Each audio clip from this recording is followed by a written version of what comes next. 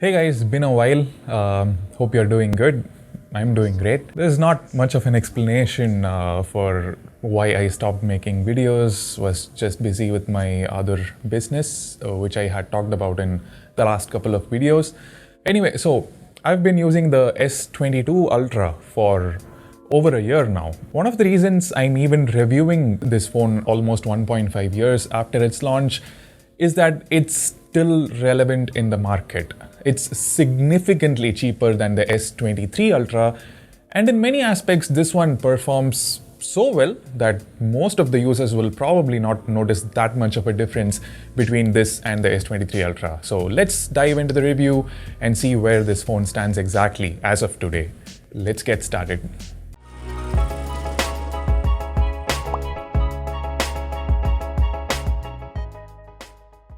When I said the S22 Ultra is still relevant in the market, it's obvious that one of the reasons is Samsung's amazing track record of giving software updates on time. Guys, trust me, they keep pushing OTA updates every other day. It's almost annoying. For the past many years, I've been using mid-range, upper mid-range, and value flagship phones. So suddenly jumping to a full-fledged flagship phone felt kind of overwhelming. You buy this phone today, you are still covered till like 2026 when it comes to Android updates. It was launched with Android 12, it's currently on Android 13, and Samsung will make sure it gets Android 14, 15, and 16. That's commendable. And OneUI has come a long way. It's extremely polished, just the right amount of features, very neat interface, easy to use. For example, the settings app has everything laid out well. Even a layman can navigate through everything with ease. I really like how Samsung added this section called looking for somewhere else. If you're looking for a particular setting and it's not on this page, you'll probably find it in this section. Neat. And since this is a flagship, we have Samsung Wallet, the full-fledged version. This has come a long way too. You can now store everything in this wallet. Your Aadhaar, PAN, vehicle certificate, driving license, even your vaccination certificates, and even your 10th and 12th mark sheets if you'll ever need them. And the best part is these are valid everywhere as per the government rules because these are imported straight from DigiLocker. Of course, as usual, your credit cards, debit cards, Paytm wallet can also be added here. And now you also get rewarded whenever you use Samsung Wallet to pay for something. You can then redeem those points to buy gift vouchers from Myntra, KFC, Domino's, etc. I strongly feel this full-fledged version of Samsung Wallet must make it to the A series and M series phones as well. Not really fair to keep it exclusive to flagships. All it needs is NFC, right? Anyway, the UI stability is fantastic. These days, every phone, whether a flagship or not, can have issues with respect to stability. Even iPhones, even the top tier OnePlus phones, there's an occasional freeze, a hiccup, a random reboot, app crashes and whatnot. But in my 14 months with this phone, I barely came across such things.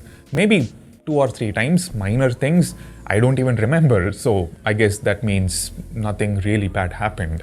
S Pen integration is perfect too. I could get a lot of work done, which would usually not be possible without a PC. Even when I do need a PC, I just access it remotely from the phone using a software called Parsec. And the S Pen really helps because the PC elements are really tiny on a smartphone screen. Using your fingers, it's just not possible. The latency is like negligible. The performance is amazing. So yeah, I just use this phone for mostly work and for clicking tons of pictures, and the phone didn't disappoint. Snapdragon 8 Gen 1 took care of all the tasks. I didn't do a lot of heavy gaming, to be honest, just some light ones like Headball 2, Basketball Arena. But on the productivity front, I do work on a lot of documents. So I found myself using Excel, editing PDFs, doing presentations, etc. I run several social media profiles on this one. So most of my work didn't really demand huge power, except for my camera usage, during which the phone did heat up quite a bit. Just 5 to 10 minutes of photo session and it gets quite hot. Under normal circumstances, the phone might get a little warm, but definitely not that noticeable. What is noticeable is the poor battery life. It's honestly a big annoyance after spending almost a lakh on this phone. Thankfully, I have the 45 watt fast charger at home, another 45 watt fast charger at work, and a regular charger in my car as well. So the poor battery life didn't really have a big impact in my daily work life. But during trips, it was a bit annoying. Always found myself carrying a 20,000 mAh power bank with me. And still, I've had this phone run out of charge and switch off automatically every once in a while. Probably my mistake, but still. I guess this is one big difference between this and the S23 Ultra. You would always have to think about conserving battery. Like even though the display is fantastic, I've set the refresh rate to 60 Hz and I find myself visiting the notification panel to reduce the brightness frequently. It's sad because ideally you'd want to enjoy the display to the fullest, right? And especially with a Samsung flagship. Well, Samsung always kills it with the display, right? And this is no exception. Super bright, excellent viewing angles, colors, and dynamic range. Watching HDR content on this cannot get any better. It gets pretty dim also. Like if you're in a very dark place, even at 10% brightness, it's a little too much. So I just wish I didn't have to worry too much about the battery life. The RAM management is good though. It can hold a good number of apps open in the background. This is the base variant with 8GB RAM and 256GB storage. There is no way to expand the storage because it has a dual SIM slot, no hybrid or dedicated slot here. And yeah, it supports eSIM, which I happened to try a few times when I went abroad. I bought the eSIMs from Nomad and Iralo. They have really good international eSIMs, so check them out when you go abroad. The eSIM setup was simple and straightforward, no issues whatsoever. The call quality is also like exceptionally good. The earpiece volume is more than enough. Even at 50 to 60%, it's good and clear. The loudspeaker quality is also exceptional. It's a stereo setup, great quality, and it can get very loud and still maintain the clarity. Bluetooth audio is very good too. All major codecs are supported, as you would expect from a flagship. I've used the Sony XM4s, Realme Buds Air 2 and OnePlus Buds Pro with this phone, and all of them sound fantastic for regular consumption. And given that the display is also excellent, I have to say the whole media consumption is really good, be it watching YouTube videos or streaming content on OTT or even viewing photos that are shot on the phone. Speaking of which, I wasn't kidding when I said I clicked tons of pictures on this one.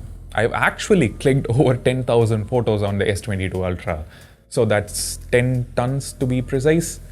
Yes, that's all I've been doing on this phone. And let me tell you, the experience has been amazing. It has the best camera setup ever on a smartphone. Ultra wide, zoom, and more zoom. And then there's also this laser autofocus sensor which helps with better autofocus, and it works perfectly well. I've had zero issues with autofocus even in dim lighting. And no, the zoom cameras are not for simply clicking pictures of things that are far away, or clicking the same moon over and over again. I usually hear people say that the 10x zoom camera is useless, it's only for clicking moon pictures, but not really. See guys, with a bit of zoom, the perspective also changes. You get a unique perspective of the same scene when you use a zoom camera. Going near the subject and clicking a picture using main camera is not the same as standing far away and clicking the image using zoom camera. They are completely different things. This GIF should give you an idea about the difference in the look and feel of the same subject at different zoom levels. Portraits look fantastic when shot using the 3x zoom camera. Much better than portraits shot using the main camera. You should use the main camera for portraits only when it's dark. The edge detection is mind-blowingly accurate. Even with multiple subjects in the frame, even with a messy background, it does the job really well. And it doesn't simply keep the subject in focus and blur out the rest of the image. It first creates a depth map, so everything that is in the same depth of field as the subject will also be in focus. Both the foreground and the background will be blurred out. And the farther away something is from the subject, the more blurred it will be. I'm actually kind of demonstrating because that's exactly how DSLR or professional cameras work as well. And it's been replicated perfectly on this one. Of course, many high-end phones do the same thing, and not just for portraits, even sceneries. Yes, using the 3x or even the 10x zoom camera in the right situations will give you great results. This kind of a perspective is something you cannot get out of the main camera. You know the best use case for the 3x zoom cam? When you're in a car, let's say on a road trip, you spot something, let's say the scenery is very good and you want to take a video of it. I'm sure you've been there before, and the video that you took probably looked nothing like how the scene actually looked to your eyes in real life, right? The road and the sky will take up most of the frame. Now, use the 3x zoom camera. Magic, it'll capture exactly what you see. Trust me when I say this, I've used the 2 zoom cameras almost as much as I've used the main camera. That's crazy to think about, right? Ultra-wide camera, nothing new to talk about. It clicks great pictures, and so does the main camera. Beautiful colors, excellent dynamic range. What I really like about Samsung is they've completely removed the HDR option. Every image you click has high dynamic range. This way, common people don't get confused. They don't have to be knowledgeable enough to know whether it must be enabled or not. And nowadays, flagships have become so powerful, it doesn't really take much time to process an HDR image versus a non-HDR one. In low light, the main camera delivers stunning pictures.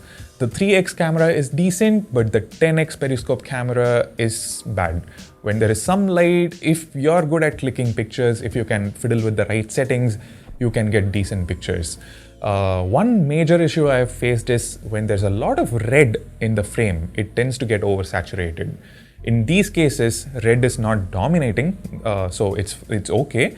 The colors are fine, but when it takes up a huge part of the frame, like here, it's messed up. It's not even fixable in editing. Videos shot using the S22 Ultra look good too, not iPhone level, but quite close. And remember, you can use all of the 4 cameras for shooting videos. Although when you shoot 4K 60 FPS, you cannot switch between the cameras while recording.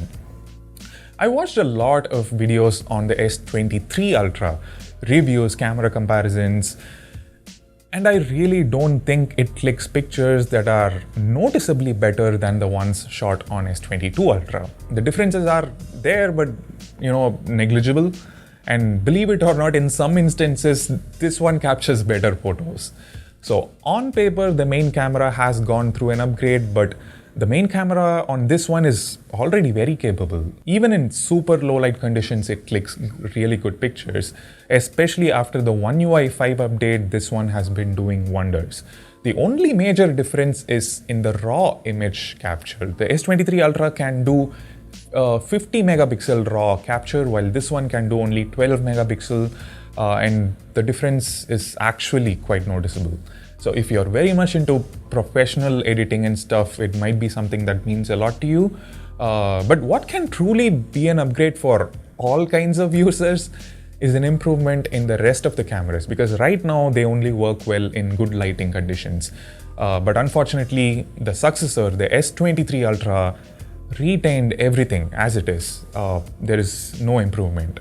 Phones like the Xiaomi 13 Pro are bringing good improvements on this front. They have an upgraded zoom camera and ultra-wide camera, but it feels like the S23 Ultra is still one generation behind. And that's what the S22 Ultra is, right? One generation behind, right? What is not one generation behind is the build and design. This is the same familiar design we've seen on the S21 Ultra and the latest one, the S23 Ultra. It's a great design, looks stunning, no doubt. The color options are unique. This one is a class apart. The one thing worth mentioning is the build quality. I've dropped this phone so many times on many different surfaces too. And I've never even had any screen protection. No scratch card, no tempered glass.